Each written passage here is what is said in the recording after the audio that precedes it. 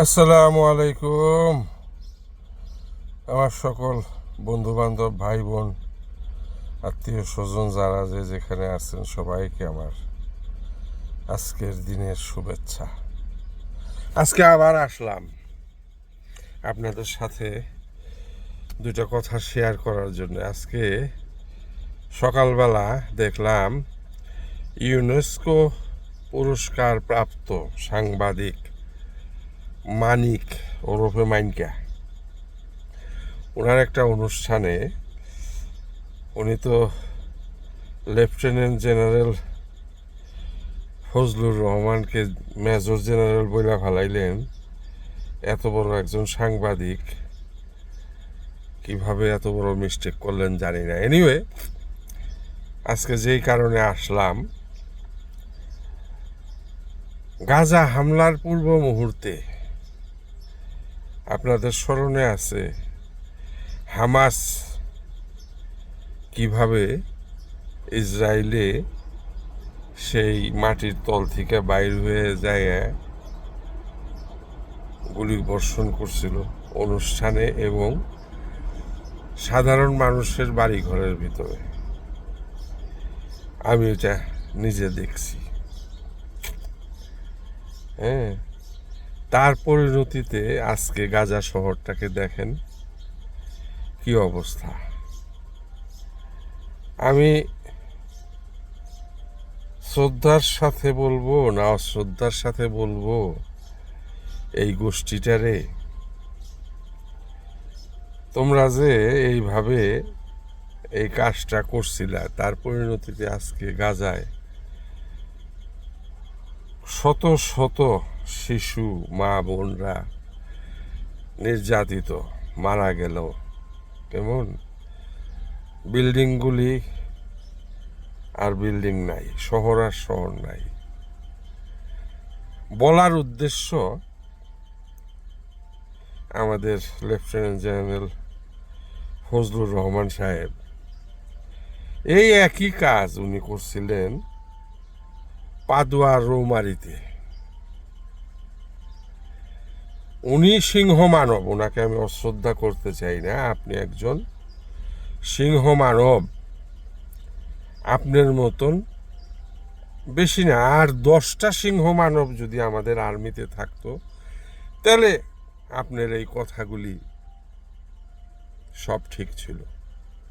কারণ আপনি যখন এই পাদুয়া আর রৌমারিতে এই ঘটনা ঘটাইছিলেন,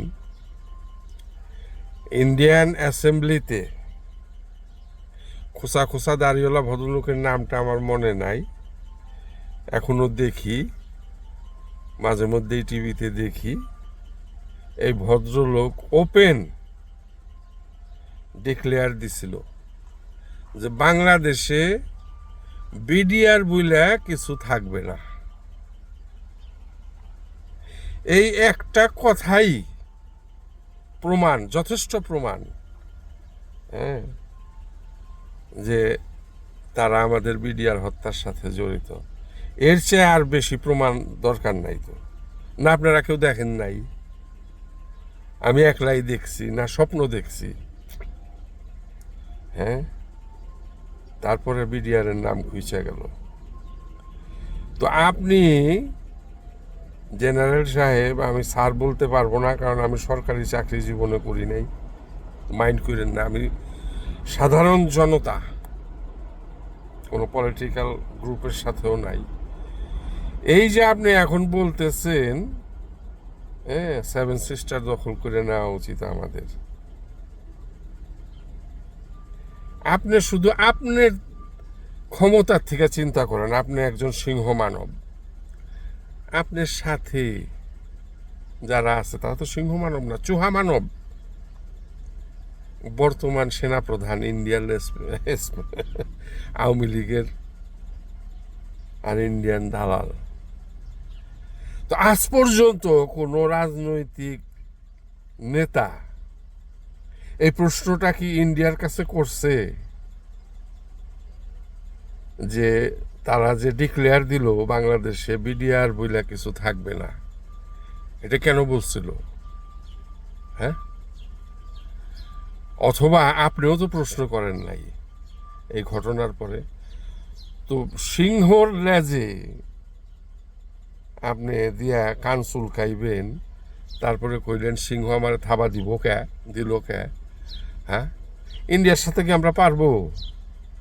হ্যাঁ, তখনই পারবো যখন আমাদের 18 কোটি 20 কোটি জনতারা প্রত্যেকেই সৈনিক হবে। তা তো না, আমাদের মধ্যে, আমাদের দেশেই, আমাদের সাথেই চলাফেরা করে ইন্ডিয়ার সাপোর্টার। তারা কৃতদাস হইতে খুব স্বাচ্ছন্দ্য বোধ করে। তারা বুঝে না, এই যে আজকে আমি নিউজে দেখলাম বাংলাদেশ থেকে আগত মানুষগুলিরে ধরছে, ওখানে তো মুসলমান না, হিন্দুও, তাদেরকে বসায় রাখছে লাইন আপ কইরা বিজেপি সরকার।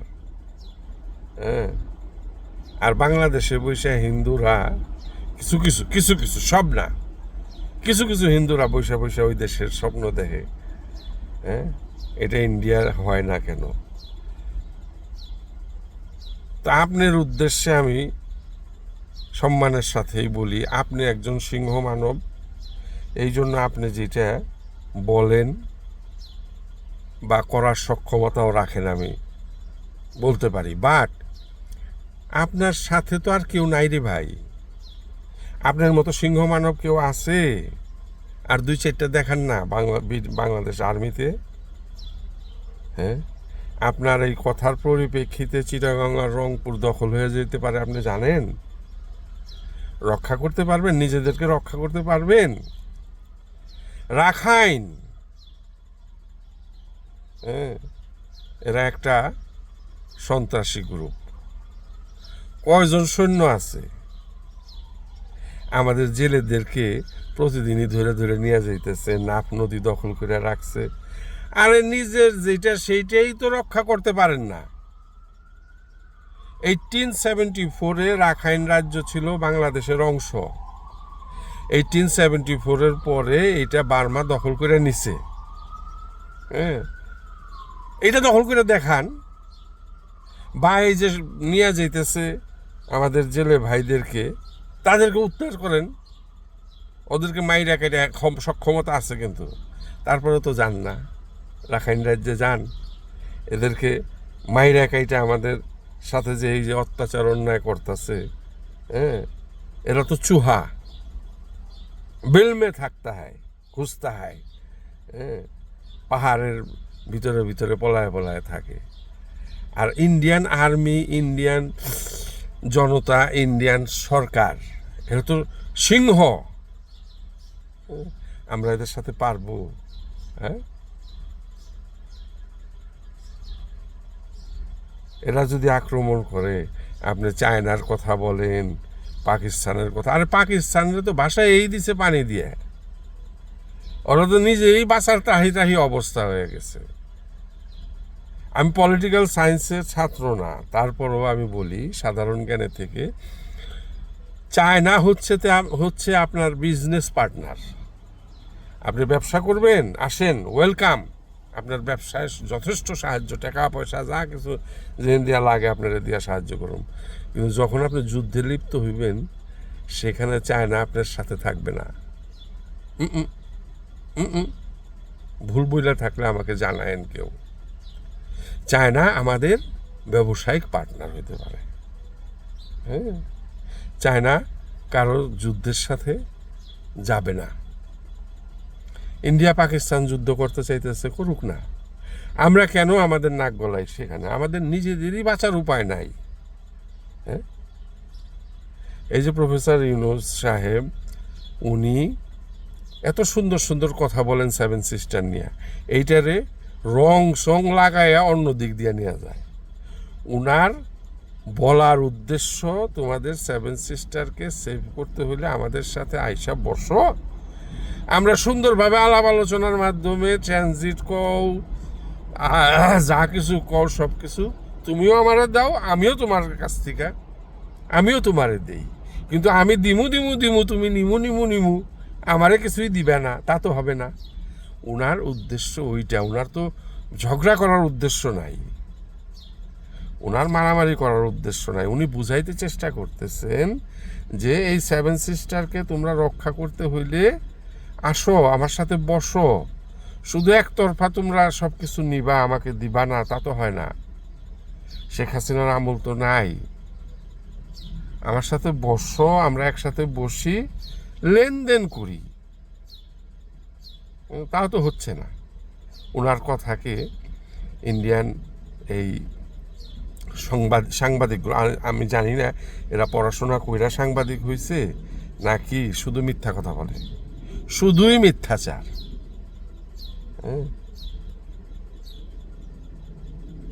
যাই হোক, আপনি একজন সিংহ মানব, আমি দোয়া করি আপনার আশা পূর্ণ হোক, কিন্তু হবার নয়। ওই যে হামাস যেরকম সিংহের লেজ দিয়ে চুলকাইতে যায়, আজকে গাজার অবস্থা কি করছে দেখছেন। অনেকে আমার কথা ভুল বুঝতে পারেন, আমার ক্ষমতা নাই, আমি কেনই করব, আগে আমি শক্তি একত্রিত করি। হ্যাঁ, ওই যে মনে করেন লেবানন থেকে যে আরেক গোষ্ঠী যখন হামাস করতেছিল তখন তারা শুধু হুঙ্কার দিছে, কথা কয় নাই, কাজ করে নাই। একসাথে যদি অ্যাটাক করতো তখন একটা কার্যকরী ভূমিকা হইত। হ্যাঁ, একটার পর যে হাডুডু খেলার সময় দেখা যায় একটার পর একটা মাইর খায়, এরকম একটার পর একটা একত্রিত হয়ে ধরো, হ্যাঁ, তাহলে সে একজনের লোকে পারবা, অত বড় শক্তিশালী একজনরে তোমরা আক্রমণ করে আটকাইতে পারবা। বাট এই যে আজকে ইরান যাইব, কালকে হুতি যাইব, পরশু উতি যাইব, হবে না। আর এই যে আমাদের যা হচ্ছে হবে না। তো ঠিক আছে, সবাই ভালো থাকবেন, আসসালামু আলাইকুম।